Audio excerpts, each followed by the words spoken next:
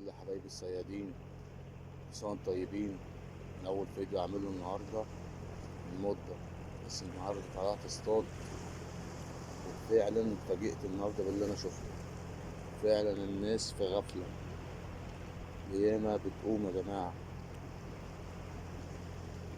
أنا وريتني الحتة اللي أنا بنزل فيها على طول عند القلعة. سبحان الله، أنا جيت النهاردة اتفاجئت فعلا، زعلت فعلا على الناس اللي هي فيه. بصوا معايا يا جماعة كده، شوفوا منظر البحر. ده المشهد يا جماعة، ده مشهد قديم، ده طبيعة البحر. خليكم معايا لحد ما نيجي من المشهد التاني هنشوف الفرق من هنا لهنا قد ايه. بصوا يا جماعة الموج ازاي شغال، بص المية عالية ازاي. ده اللسان اللي انا هوريه لكم دلوقتي يا جماعة من بعد الزلزال اللي حصل في سوريا وتركيا. بصوا البحر يا جماعة عمل ازاي، شايفين البحر حي اهو. بص اللسان الناس داخلة عليه، شوفوا الصدمة اللي انا شفتها.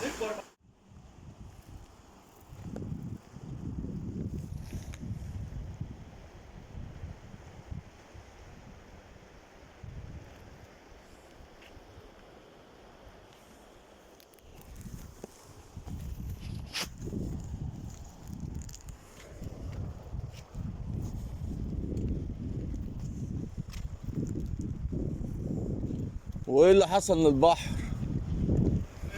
ايه ده، خس فعلا الزلازل اللي هم قالوا عليها كده، البحر ده كده ناقص. ناقص 3 متر. ناقص ياما.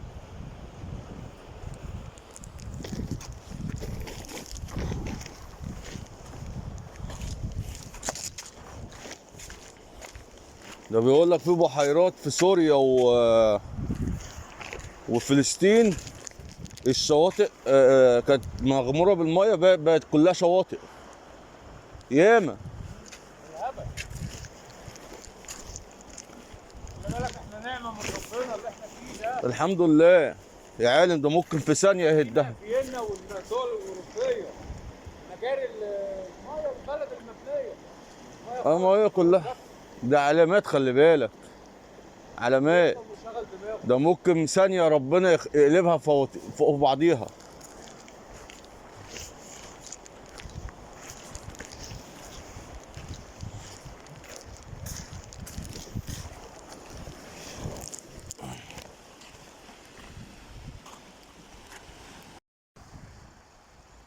طبعا زي ما انتم شايفين كده يا جماعه، منسوج الميه نزل خالص. الحته دي ما كانتش بتبان من الميه. سبحان الله فعلا.